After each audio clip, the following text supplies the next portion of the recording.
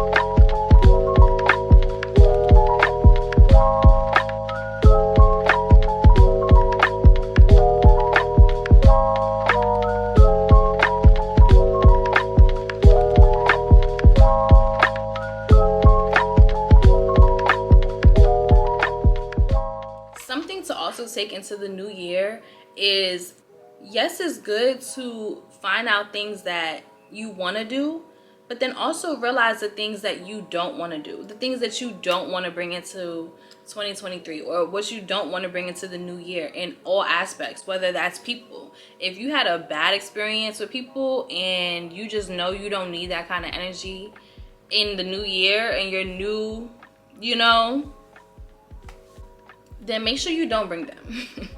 You also got to know what to cut.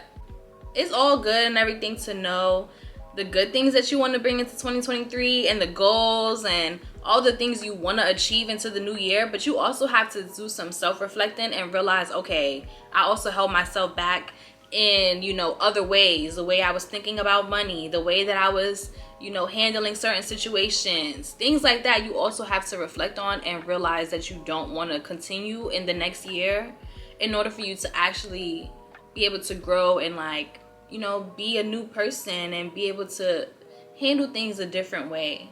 So in the light of that, let's get into money tips with Kiara. Things you should not bring into 2023. Stop saying, y'all, stop saying, it's okay, I'm gonna make the money back. Yes, but if you have a goal that you've been trying to achieve and you just keep telling yourself, okay, it's all right, I'm gonna spend it, but I'm gonna make the money back. I'm gonna make the money back. If it's not life-changing, or if it's not like dire need, I can't go on tomorrow without this, stop telling yourself it's okay to spend money on it. Like, later, your future self is going to thank you. It's going to thank you. I'm telling you, leave that motto, it's okay, I'm gonna make the money back. Leave it. Leave it. Because that's just a way for you to just tell yourself, it's okay. I know that I shouldn't be doing this, but it's okay. When if you really know that you should not be doing that, don't do it. Don't do it. Number 2, leave the emotional driven spending. Leave it. Because honestly, I understand that some people have, like, realistically, you know, a shopping therapy. That is fine. That is fine. If you like to treat yourself, you know, if your love language is gifts, you know, if you just sometimes feel like, you know, you deserve it, then that is fine. So don't get me wrong with stuff like that, but I definitely want people to understand, like, there's a line though. There's a line. You can't just wake up every day and just, yep, I deserve it, I deserve it. Because yes, you do. But, like, you also deserve more. So, like, really take the time to realize, okay, do I get to spend all the things that I want? I have all the materialistic things that I always say that I want, that I see on Instagram, that I see on TikTok. Yes. But then I end the year and say, dang, I wish I took more trips. I wish I got to travel more. You know, things like that. Okay. So instead of buying all the little things here and there, save up for a trip. You know, you deserve to have that trip. You deserve to have multiple trips in a year. Things like that will help you realize, okay, I'm spending a little recklessly on things that I really don't need. Yes, I want it, and yes, I can buy it, and I deserve to buy it. But think about other things that you also want to achieve that little things in your day-to-day might be stopping you from achieving.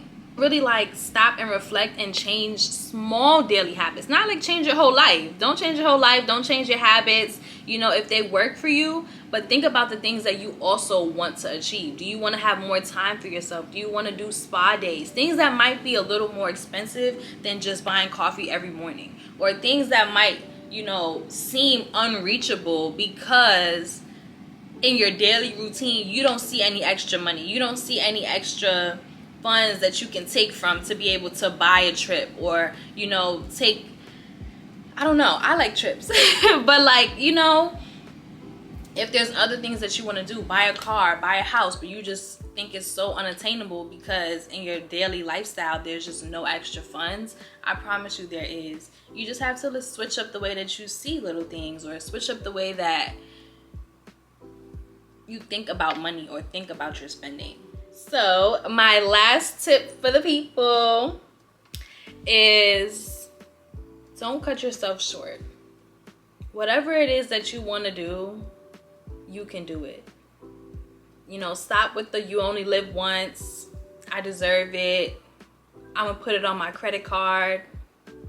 All of those things are just excuses and ways to psych you out and let you adapt into this consumer spending reality that we live in. Because anything that you really want to do is attainable. You just have to reflect, adjust, and make it happen.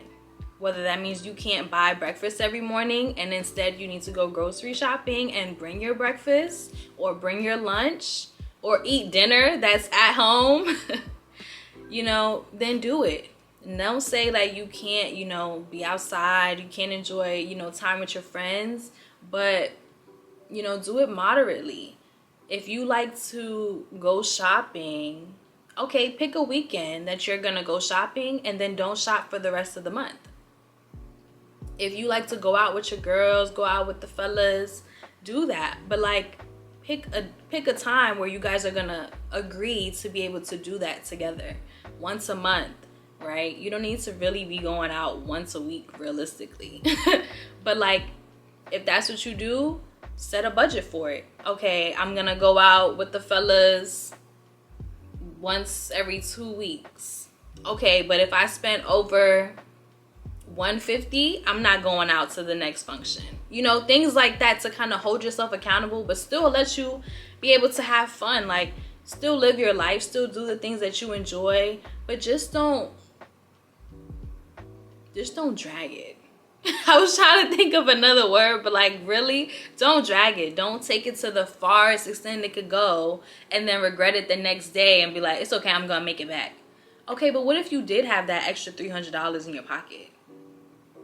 Like, that could be going towards your house. That could be going towards you buying a plane ticket. Now your ticket is booked. Now you just gotta worry about your stay, you know, things like that. Just think about money a little bit differently and what you could be doing with it. That's money tips with your girl. And I hope you take some of it, you know, and take what applies to you. Don't feel like you have to just switch your whole life around because everyone is different. Everyone's financials is different and people have different responsibilities. You know, people enjoy different things. So just take what applies to you and I hope that it helps. Make sure you leave a comment on which tip you think is for you. I'm not trying to come at nobody. Okay, everybody has growth. Everybody has something to learn, including myself. So take what you want and I hope it helps.